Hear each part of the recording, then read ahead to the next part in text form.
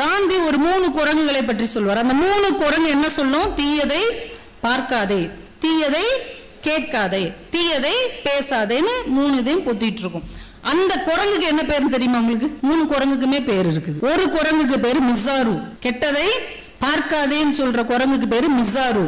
இன்னொரு குரங்குக்கு பேரு மிகசாரு, இன்னொரு குரங்குக்கு மசாரு அப்படின்னு பேர். இன்னைக்கு இதே 3 குரங்க நம்ம ஆளுக ஏஐல மாத்திட்டாங்க. 3 குரங்கு இப்ப என்ன சொல்லுது தெரியுமா?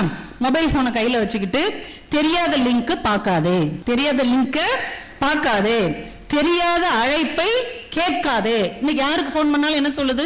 கவனமாக இருங்கள், சிபிஐ, சுங்கம், காவல்துறை, நீதிபதி இவரிடமிருந்து அழைப்பு வந்தால் அவர்கள் சைபர் குற்றவாளிகளாக இருக்கலாம். யாரு? காவல்துறை, சிபிஐ, நீதிபதி இருந்து போன் நம்மளுக்கு வந்தா அவங்க சைபர் குற்றவாளிகளா இருப்பாங்க. எப்பேற்பட்ட காலத்தில் வந்துட்டு இருக்கிறோம். சைபர் குற்றவாளிகிட்ட நம்ம மாட்டினா இவங்கிட்ட எல்லாம் போய் சொல்லுவோம். ஆனா குற்றவாளிகள் இப்ப யார் வடிவத்தில் வர ஆரம்பிச்சிட்டாங்க? சிபிஐ, காவல்துறை, நீதிபதி பேர்ல எல்லாம் சைபர் குற்றவாளி வரக்கூடிய ஒரு காலகட்டத்தில் நம்ம வாழ்ந்து கொண்டிருக்கிறோம். அதனால தெரியாத அழைப்பை கேட்காதே, யாருக்கும் ஓடிபி சொல்லாதே. எங்க பட்டிமன்ற நடுவர் ஒருத்தர் அப்ராணியா பஸ் ஸ்டாண்ட்ல நின்றுட்டு இருந்திருக்கிறாரு. போன் பண்ணி ஐயா அவங்க ஓடிபி சொல்லுங்க, படக்குன்னு பார்த்து சொல்லிட்டாரு. 2 லட்சம் ரூபாயை தூக்கிட்டு போயிட்டாங்க.